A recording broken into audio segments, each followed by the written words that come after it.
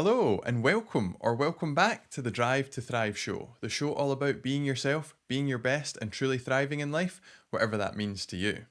I hope you're well and having a great day. I am absolutely fantastic. Yesterday, my fiance and I, Kirsty, took my daughter Arabella to the very top of her first ever mountain. We packed the car, drove off to the start of the Scottish Highlands, popped Arabella in the backpack, and off we climbed all the way to the top. And to sit at 3,000 odd feet above sea level and just see the joy in this wee creature's face, witness the wonder in her eyes and the giggles that we shared as we sat there and shared our packed lunch looking out over all the mountaintops into the Scottish Highlands was just so special that it's difficult to convey in words. And if you listen to last week's episode all about core values, you can probably hear some of my core values of family, nature, adventure, achievement, health and fitness all being fulfilled. And so, on to today's episode. Have you ever had an experience or a dream where you're chasing something, you've got your eyes on it, you're determined to get it, and you're running after it because you really, really want it? Have a think about that for a second. Recall that experience or dream and just take note what it looks like, what it sounds like, and more importantly, what it feels like when you were chasing after that thing. And now, have a think. Have you ever had an experience or a dream where something was chasing you, where there's this thing behind you and you're looking back at it, you feel a bit frantic, you can't wait to get away from it because you don't want it to get you? Well, again, just bring that to mind, what it looks like, what it sounds like, and exactly what it feels like. Because the two are very different, aren't they? You're running in both scenarios, and there's a something else in both scenarios. But what's different is the feeling. And the reason the feeling is different is because of why you're running, the motivations, the drivers behind it. And what we're going to be doing in today's episode is clarifying what our motives and drivers are for our goals and growth, so that we can make sure we're coming at our goals and growth from a place that is resourceful and empowering, from a place that drives us towards success effectively and that allows us to enjoy the journey. Because getting the results that we want is just part of it. Enjoying the journey is also another hugely important part because often the journey takes much longer than that final step it takes to succeed. And so making sure we can enjoy the journey, that we do the journey in the most effective way possible, is going to give us the greatest chances of achieving success, sustaining that success, and also getting to appreciate and enjoy it. Now, why is it important that we check what our motives and drivers are for our goals and growth? Well, if you think back to the example we gave earlier, where in one experience you were chasing after something, and in the other experience you were being chased by something, and how the two felt very different. Well, when we are chasing after something, we have our eyes on the prize, we're focused on it, we're purposeful, we're inspired, and we have this positive sense of drive and determination that gives us the greatest chance of achieving the results that we want and doing it in an enjoyable way. But when we're being chased by something, we're a bit more frantic, we're a bit more flustered, we are maybe a wee bit more desperate or fearful, and we keep looking behind us at what that thing is. And so we're much more likely to trip up, to tire ourselves, and to not get the results that we want. Or maybe we get to the destination, but because of these feelings, we're unable to properly enjoy it. Or because we still have this feeling when we get to the destination, we just keep running right by it to the next thing and to the next thing because these feelings behind us are driving us to keep running forward in this kind of frantic, almost fearful way.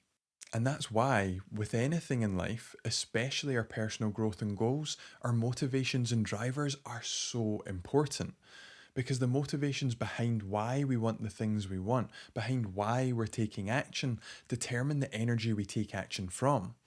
They determine the mental and emotional resources we have available to us, the way we react and respond to everything we experience, the thoughts we think, decisions we make, actions we take, and ultimately they determine our ability to create the success and the results that we want and to be able to enjoy those things too. Which is why we're all here, because we want to create hugely positive, impactful results in our life and to be able to enjoy them, right? Well, let's talk about how to do that. So without any further ado, let's get into today's episode.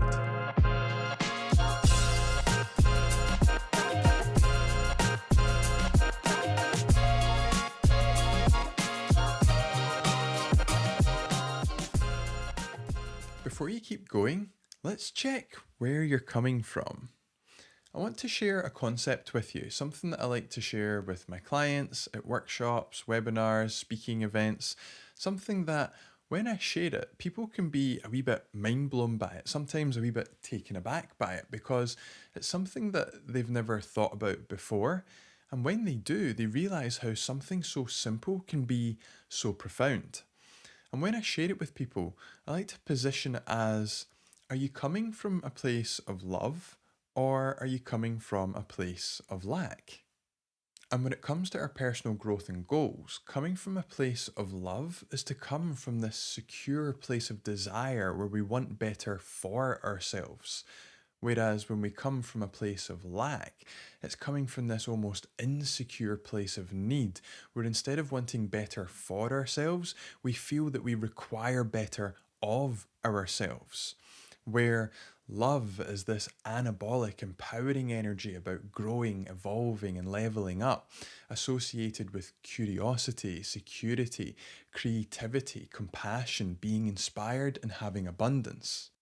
Whereas lack is a very catabolic, draining, destructive energy about fixing, compensating, trying to catch up, make up, or fill in order to be whole or good enough, which is associated with demand, consequences, insecurity, even desperation and scarcity. And so, when it comes to our goals and our growth, when we come from a place of love, we come from this secure place of knowing we're good enough as we are, and we want better for ourselves because we can have it, we want to have it, we maybe even feel we deserve to have it. Whereas when we come at our goals and growth from a place of lack, we're coming from this place of we're not good enough as we are, or things aren't good enough as we are. Therefore, we need to make these improvements. We need to achieve these things in order for things or ourselves to be good enough. Let me give you an example. If you imagine that when we come at our goals and growth from a place of love, it's like having a bungee cord tied to the front of us, which if you imagine that now, having this massive piece of elastic tied on to the front of us, it pulls us forward, it creates positive momentum, it pulls us through the journey over any obstacles and challenges and all the way towards success and feelings of achievement and fulfillment. But when we come at our goals and growth from a place of lack, it's like having a bungee cord tied onto the back of us, which again, if you imagine that, this massive piece of elastic tied onto the back of us is consistently pulling us backwards. It's creating resistance, stress, physical, mental, and emotional fatigue. It's consistently pulling us away from success, working against us, and pulling us away from those feelings of achievement and fulfillment. Which, as I'm sure you can tell, when it comes to being our very best, achieving our goals and thriving, one of these two options is much more resourceful, empowering, and likely to allow us to do that. And by now, from just what we've shared so far, I'm sure you have a pretty clear idea of where you're coming from, of what your motives and drivers are for your personal growth and goals, of whether you're coming from a place of love or from a place of lack. And if not, that's perfectly okay. Just have a think just now. When I think about why it is I want to grow, when I think of why it is I want to get better, why I want to achieve my goals, am I coming from this secure place of desire where I know and feel I'm good enough as I am and I just want more for myself because I know I'm capable of having it, I know I can make it happen and I want it? Or are you coming from this more insecure place of need where you feel maybe I or things aren't good enough as they are, and I must achieve these things in order for things to be good enough or else? And if you're not entirely sure yet, that's okay. Just take a wee pause. Give yourself some time to think and reflect, to think about what you want for your personal growth and your goals, and what your motivations and drivers behind these things are. Because as you're about to find out, in doing so, you could identify some incredible opportunities for your personal growth. Because if you're coming from a place of love, then great, have at it. Drive forwards to everything you want to be, do, have, and achieve. But if you're coming from a place of lack, then also great. Not because you've been feeling shitty, of course not. I want you to love and feel amazing about yourself. But great because you've identified this is where your work lies. And by working on your self esteem and beliefs about yourself, this is going to be potentially the most empowering, liberating, and freeing work that you can possibly do for your personal growth and goals right here and now. Because when we come at our goals and growth from a place of love, it's like coming from a place of being at baseline, if not better, and having this as a strong foundation for us to leap from and reach success. But when we come at our goals and growth from a place of lack, it's like being below baseline, below par, and we have to put in so much energy and effort just to reach that place before we can leap to reach success. And if you're coming from a place of lack and this goes unaddressed, then you could feel good about yourself for something that you do or achieve, but then you may feel compelled to keep doing more and more and more to chase these feelings of being good enough, to chase these feelings of self worth, and putting in so much time, energy, and effort just to reach this place of baseline. Or maybe you get really lucky and something that you do or achieve unconsciously shifts a core belief about yourself that allows you to feel good enough going forwards. But more often than not, we end up achieving something that feels good initially, which then very quickly fades. Or we achieve something and it just feels empty and devoid of meaning because the thing that we thought was going to fix everything, the thing that we thought once we achieved it was going to allow us to feel whole, complete, worthy, lovable, good enough, it just didn't do it. And so we then run on to the next thing and to the next thing, or we get disheartened and don't run on to anything else at all. Of course, both of which can trigger even more negative responses and end up in even greater mental health issues. Let me share 3 real-life examples with you. The first is one of my very own. Back in the first episode, I shared with you that long before I started my personal development journey, I was in a place where I was anxious, depressed, I didn't feel good about myself, I was experiencing suicidal thoughts, I was pretty overweight, and I thought that getting fit and healthy was going to fix everything. I thought that getting in shape would make me feel much better, and I thought that having a six pack would make me feel amazing about myself. And I put in all this energy, all this effort, all this drive and determination, and then one day, the day that it happened, I stood in front of the mirror and looked at this new six pack I'd managed to carve out. And that's actually when I hit my lowest point because the thing that I thought was going to fix everything, the thing that I thought was going to allow me to feel good about myself, didn't. And so at that point, I felt even more empty than I did before. I also felt even more afraid and hopeless than I did before because the thing that I thought was going to do it didn't. The second example is a client of mine called Suzanne. And when Suzanne first came to me, she had all kinds of stuff going on with her self worth and self esteem. It all related back to childhood and feelings of being good enough, and this feeling of not being good enough or of needing to be better in order to be good enough. It did drive her, it did push her forward in life and business. And that's the thing. These feelings of not being good enough can drive us to achieve success, to want to be better, to be ambitious, but it's coming from this very fearful, draining, catabolic place. And that's classic imposter syndrome. A lot of people who experience imposter syndrome are, in fact, high achievers who are very good at what they do. But the fact that they cannot recognize that they are good at what they do and they feel that they are not good enough as a person or they're not good enough in what the thing they do is, that drives them forward to achieve success, but it drains them, it burns them out, it's not enjoyable. And so in Suzanne's case, in her business, she was constantly driving forward to push the business forward, to achieve more and more money, to finally hit six figures, because six figures is this entrepreneurial mecca that all entrepreneurs must reach. And one day she did it. She hit those six figures. And when she did, it was one of the saddest moments of her life because she hit those six figures and went, oh, um, this isn't what I expected. So I've got six figures. Multiple six figures, is that what's next? And she didn't get to enjoy what she had achieved because what she had achieved wasn't the solution she was looking for. Yes, it was wonderful. She'd have managed to achieve that in her business, but that didn't fill in the hole inside. That didn't allow her to feel good enough, worthy enough, lovable enough. And so she was in this place of emptiness because the next figures, multiple six figures, she knew were just going to be as empty as the things she'd just gone on and achieved. The last example is a client of mine called Michael. And Michael is a competitive athlete. He likes to compete in triathlons, ultra marathons, big open water swims, and cycles, and really just loves to push the boundaries of what's possible for him physically with his body.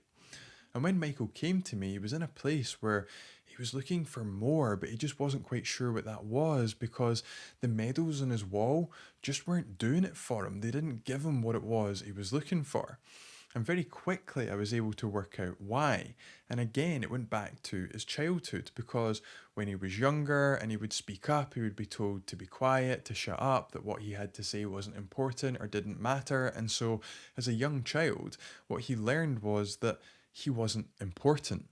And so, as he hit adolescence, as he got into his ego, he became quite driven, quite competitive, wanted to achieve things, not for the sake of the achievement, the accolade, or the enjoyment of success, but subconsciously, he was driving himself towards these things to try and prove himself, to prove that he was important, to prove that he was good enough. And so, although he had achieved all these medals, won these races, and competed in some incredible events, and achieved some amazing feats in the fields of strength and endurance, they were empty.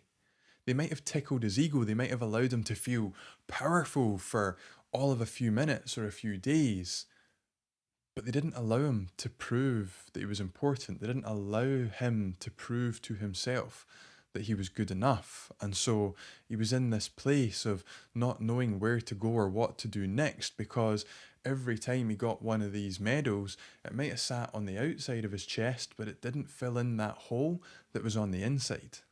And all of these things, all three of these examples, can be completely avoided. Because if we realize that we're coming from a place of lack, instead of wasting precious time, energy, and valuable resources chasing after external symbols of our value and worth, instead of chasing external validation to prove our worthiness, lovableness, and that we're good enough, things that might not actually do it, we can instead turn our focus inside, come to the root cause, and do the powerful work on our self-esteem and beliefs about ourselves so that we can feel good enough, so that we can be empowered and start from this place of baseline and jump from there to reach success. Because here's the thing about self-worth, and please excuse me for a second while I climb up on my soapbox. You were born worthy, you are worthy, and you will always be worthy. And nothing that you do or that anyone else says or does can ever change that. Think about it for a second. If you weren't worthy, you wouldn't have been granted this miracle of life. But you were, which means that you are, and it's none of your fucking spiritual business to decide otherwise. Because your worth as a human being was decided for you. It was decided that you are good enough, if not even better, the very moment that you were granted life. And I realise that me sharing this may help to change some beliefs and feelings about yourself, or it may not. Which is why I'm sharing this as a dedicated episode to help you to realise now that this is where your work lies. This is where your most empowering, freeing, and liberating opportunities for personal growth are. Because when you do the work to feel good enough about yourself, everything gets better. Your goals and growth get easier, and your results, you get to enjoy them. And as a human being, you deserve that. Even if you don't believe it, I believe it enough for the both of us, and one day you will too. And hopefully, that day will be today. Or maybe it's tomorrow or next week, once you've put this into action. But regardless, it's possible for you to feel good enough. And for now, I'm going to get down off my soapbox and let's come at this with some logic. Because regardless of what you think and feel about yourself, here's 5 important things for us to consider about our thinking. Firstly, our thinking is nothing more than an approximation of what's actually real and true about ourselves, others, and the world. Our thinking is nothing more than a drastically skewed perspective, skewed by our past experiences and our beliefs. Think about it for a second. The way we think about the world isn't the way that it actually is all of the time. You could be sitting in your living room, relaxing and enjoying yourself, and from outside you hear someone scream and think, oh my goodness, no, someone's in trouble. You jump up, you run to the window, you look outside, and there's some children running round a garden having an amazing time, one of them chasing another with a bucket of water. Now, your initial perception of that made you think someone's in trouble. You would have made mental pictures or movies, potentially had sounds, and created these feelings that made you think that someone was in trouble. But when you went and looked, that's not the way that it actually was. And so, thinking about that, in the past, have you ever been wrong about something that you've thought before? I know I certainly have. And so, if you've been wrong about some things before, if you have negative thoughts, feelings, beliefs about yourself, what are the chances that you could also be completely wrong about this negative thinking too? Pretty damn good, right? Well, it's something to consider. Secondly, we are not the thoughts which we think. All day, every day, we have thoughts, we create thoughts, we experience thoughts, but we are not the thoughts which we think. We are the thinker and observer of those thoughts. The fact that we can see our thoughts when they appear as images in mental movies, the fact that we can hear our thoughts when they come up as internal dialogue or ideas, show that we have a subject-object relationship with our thoughts, and thus we are not the thoughts which we think. And if you think about it, throughout the day, you'll have random thoughts pop through your mind. You'll have random impulses and temptations come in, things that you never live out or act upon. Why? Because they're preposterous or ridiculous. And so all day, every day, there'll be thoughts come in and out of your head that you allow to have absolutely zero effect over you because you are not the thoughts that you think. And it's only when we believe that the thoughts that come up are us, that we are truly thinking them, that they are true, and that we identify with them, this is when we get into trouble. And we're going to talk about using the power of this in some of the tips I'm going to give you later. But for now, just remember, you are not the thoughts which you think. Which is why meditation is powerful, because it allows us to get quiet, to sit still, and to observe the thoughts going on within our minds. Not to silence it, but to be with them, to be present with them, to observe them, and to realize that although we are having all these thoughts, although we're experiencing all these thoughts and emotions, we are not the thoughts and emotions which we experience. Thirdly, our thoughts and beliefs are things which we have the power to change. Think about it for a second. If I say to you, dog, dog, dog, dog, dog, dog, think about a dog. Right now, you're more than likely thinking about a dog. You've created a representation of a dog in your own mind. Maybe you've got a picture of one and you can see it. Maybe you can hear one panting and you're hearing it. Hey, maybe you can even smell one. But right now, you're most likely thinking about a dog. And so if I then say to you, think about a big blue dog, think about a big blue dog, make a big blue dog in your mind, think about a big blue dog. You're most likely now thinking about and potentially picturing a big blue dog. Now, a moment ago, that dog looked, sounded, maybe even smelled different, but now it's big and blue. You changed that. And so if you're thinking about a big blue dog now think about the moon. What does the moon look like? It's white, it's got craters in it. You might see a man on the moon. Maybe it looks like cheese to you if you know Wallace and Gromit. Think about the moon. Now, think about me in a nice pink tiara. All of a sudden, you're changing your thoughts. These are things you have power to change. And so negative thinking about ourselves, we can change, just the same as our beliefs. There are things that you once believed were true that now you believe are not true, just the same as there are things that maybe before you believed weren't true and now you believe that they are. Very classic example. When you were younger, depending on your culture and where you were brought up, you probably believed in Santa. And at one stage in your life, Santa was true. There was this man in a red suit that came to the house once a year, managed to somehow squash himself down that chimney with all these toys and presents without making a mess, leave these presents behind, and then go off again. And for years of your life, you believed this is true. And then one day, something happened, you witnessed something, heard something, experienced something that allowed you to change that belief in your mind so that you no longer believe Santa is true. And we have the power to do this with any and all beliefs which we have. And so, if you have negative beliefs about yourself, your self worth, your abilities, your skills, these are things you have the power to change. Fourth, our past doesn't define us.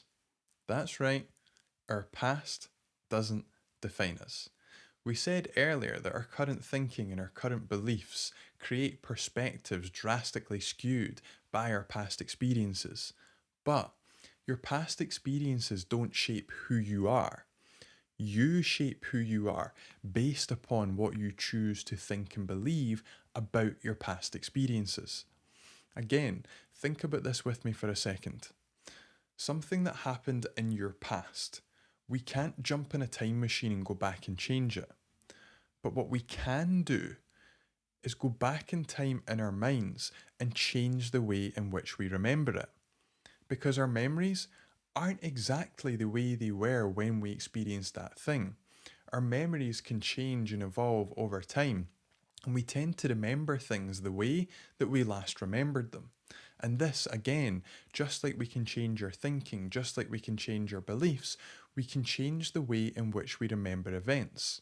So if we were to take some form of experience from our past, say a positive, enjoyable experience that we had, and change some of the way in which we recall it, like the actual content of what happened, if we change it slightly, if we make it even brighter, more colourful, make the sound louder, make the picture bigger, we can increase the feelings of positivity from the way in which we recall that experience.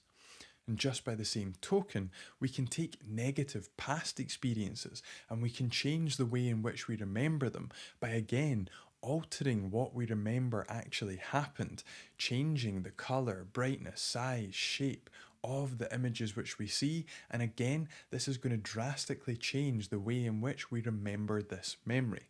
And when we change the way in which we remember memories, it changes the way we currently think, feel, and perceive ourselves, others, and the world. And so, we have the power to define ourselves any way which we want by choosing to think and feel ways about our past that are resourceful and empowering. Fifth, in light of all these new insights, that at best your thinking is nothing more than an approximation of what is real and true, that you are not the thoughts that you think, that you have the power to change your thoughts and beliefs, and that your past doesn't actually define you. In light of all of this, I want to share a quote with you by a man called Bruce D. Schneider. And that quote is, "You are always and in all ways greater than you think." You are always and in all ways greater than you think. Because you are real. You are true. You are grounded in the physical presence of the here and now of reality. But your thinking is not. It's merely an approximation of reality skewed by past experiences and beliefs. It's not what you actually are, and you have the power to change it. And so, any negative thoughts, beliefs, and emotions that you have about yourself, others, the world, about your worth, your skills, your abilities, you have the power to change it. And up next, I've got 5 quick tips to help you start making that shift right now. In the future, I will be doing a dedicated episode all about self-esteem and self-worth and what you can do to strengthen and improve it. But for now, here's 5 quick tips that you can use right away to begin strengthening your sense of self-worth and coming at your goals and growth from a place of love. Number 1, compliment yourself. Now, this might sound a bit ridiculous, and if it does, that's perfectly okay because we want to start having some fun with this. So, every single time you get something done or tick something off, I want you to say to yourself, hey, well done. That's amazing that you've seen that all the way through to the end, and pay yourself some form of compliment. Every single time you go by the mirror or a window and you catch your reflection, hey, good looking. I want you to pay yourself some form of compliment about yourself. And although it might seem strange or uncomfortable at first, that's okay. The more consistently we can get into a habit of seeing ourselves, making eye contact with ourselves, and saying nice, complimentary things to ourselves, eventually these things are going to start to land and get embedded within our minds. So, tip number one, every single time you get something done or you see yourself in a mirror, pay yourself a compliment. Number two is to pick three things that you're proud of yourself for. At the end of each day, as you're getting into bed, whether you want to do this in your journal, which is super powerful, or even if you just want to do it in your own head, which is just as good, I want you to think about the day just gone by and ask yourself, what are three things that I can be proud of myself for that happened today? Because when we do this, we're forcing our brains to reflect upon the day gone past and perceive them in a positive way that points out things that are good about us, things that we did well, and things which we can be proud of ourselves for. And over time, this begins to sink into our minds. It begins to embed, and perceiving ourselves and our days in positive ways becomes the new normal. And even on the days where we don't do as well as we would like to do, if we ask the question, it still forces that positive perspective. So even on a day where we didn't do as well as we wanted to, we can still ask, what are three things I'm proud of myself for today? And we might go, well, do you know what? I only ate 20 biscuits, I didn't eat 25, and I only flipped off 3 people on the motorway compared to the 10 that I flipped off yesterday. So, do you know what? I'm proud of myself for that. But for real, even on those days, we can still find things to be proud of. So at the end of each night, I want you to ask yourself, what are three things I can be proud of myself for today? And reflect upon those things and enjoy those feelings of being proud of yourself. And if you want to take this a step even further, when you wake up in the morning, ask yourself, what's three things I can be proud of myself for in general? And just pick three things from across your life that you can be proud of yourself for. Number three is to separate who you are from what you do. Just the same as we are not the thoughts that we think, we are not the actions we take or results which we create. Just because I don't do very good at something or I fail at something doesn't mean that I'm not good enough or that I'm a failure. It just means that that attempt wasn't good enough to reach success and it failed. Thus, I have an opportunity to learn and grow from it so that I can improve going forwards. But when we're in this place of coming from a place of lack or we have a low self esteem or self worth, we tend to attach who we are to what we do. And so when we do well, it allows us to temporarily feel good if we can even recognize that. And when we don't do things so well, we take it very personally. We make it all about us, and it just acts as evidence to show why we're currently not good enough. And so, in your mind, actively, consciously separate who you are from what you do. If you do a piece of work that turns out is below par, that's okay. All it is a bit of work below par. You are still a whole, worthy, complete, lovable human being, regardless. If you do something that turns out to be a failure, that's okay. That attempt was a failure. You are still a worthy, lovable, whole, and complete human being. And guess what? Now you've got an opportunity to learn and grow from that experience and achieve success the next time. And so, in your mind, actively, consciously separate who you are from the things that you do. And if something that you do doesn't work out the way that you wanted it to, if it fails, if it doesn't get the result, that's okay. I want you to practice talking to yourself like a friend. And I know that is such cliche advice. The only reason it's cliche is because it's so often said and not very often practiced.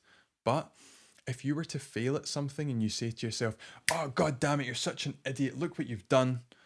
If you said that to a friend, they're not going to be a friend for very long. Whereas if a friend failed at something, you might go, hey, that's okay.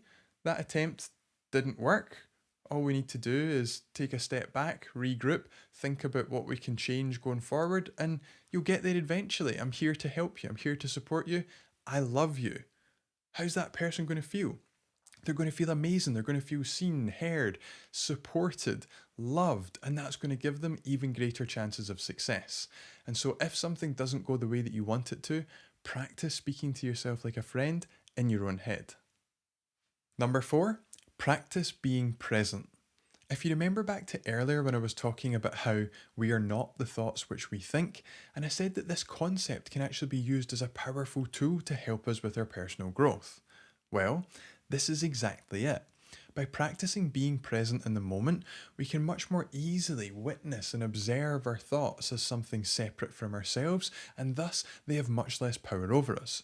Because when we witness and observe our thoughts as something separate from ourselves, we're detached from them, which means that if and when any negative thinking does pop up, instead of jumping straight into it, identifying with it, being consumed by it, and thinking and feeling all of it, we can much more easily and quickly interrupt that pattern of thinking, completely disregard it, or even positively change it.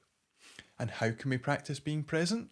Number 1, we can use various different forms of meditation, one where we sit down nice and quietly, close our eyes, and just be present to whatever is going on within our minds and within our bodies. By practicing being present in this way, that skill then transfers into the rest of our days and our lives, allowing us to be more present and aware through each moment. Another is to actively, consciously practice as we're going through our days. Like right now, I focus on things I can see, like I can see the camera, the microphone, the plants around me. I can feel my bum on the chair, my feet on the floor. And by focusing on things that are in my immediate present awareness, it anchors me to the present, which means any negative or unhelpful thoughts passing through, I can allow them to do just that, just like clouds in the sky. So, if you practice being present, you're more aware of what's going on in your mind and you can much more easily interrupt, disregard, and transform it. It means that any negative or unhelpful thinking about yourself, your abilities, your worth, the world, or others, you can very easily let it go. And that right there is such a powerful skill to have. Number 5, and last but by no means least, is to address any potential limiting core beliefs. When it comes to our self esteem and self worth, which are really just our thoughts and feelings about ourselves, our core beliefs play a massive role in contributing to what these thoughts and feelings are. And so, if we can identify any potentially limiting core beliefs about ourselves, our worth, our value, our lovableness, our skills, our abilities, we can then go ahead and change these things, which will dramatically change the way we think and feel about ourselves. The way to identify potentially limiting core beliefs is simply to ask, what do I believe about myself? What do I believe about my skills and abilities? What do I believe about my worth? And then go ahead on a bit of paper in your journal and write down absolutely everything that comes to mind.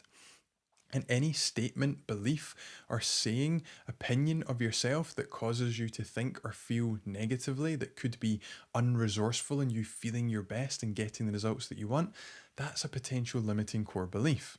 And all we want to do is then highlight those beliefs, search and reflect and look for evidence to the contrary to prove that it's a load of BS. Then have a think about what we would love to believe instead, and then set a goal for ourselves to go and do something that someone with that belief would do, and thus allow us to adopt that belief. And so, this is potentially one of the most powerful things that we can do for our self-worth and self-esteem, is to address our core beliefs about ourselves. Because if we change those, it is going to completely change our perception of ourselves, of others, and of the world. And you can do this yourself using the method described, or even more powerfully, you can do it with a coach. And there you have it. 5 quick tips to help you strengthen and improve your self-esteem and self-worth. Which brings today's episode nicely to a close, where we've learned all about the motivations and drivers behind our personal growth and goals, one being coming from a place of love, the other coming from a place of lack.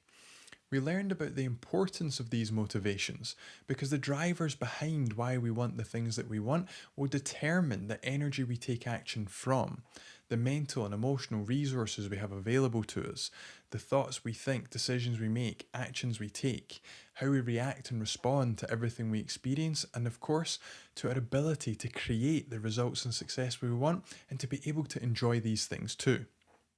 From here, we then give examples about what it's like to take action from a place of love versus a place of lack. Love being like an elastic band pulling us forward, giving us positive momentum, and drawing us towards achievement, fulfillment, and success. Whereas a place of lack being like an elastic band attached behind us, constantly pulling us backwards, creating resistance, stress, fatigue, and constantly fighting against us as we try to move towards fulfillment, achievement, and success.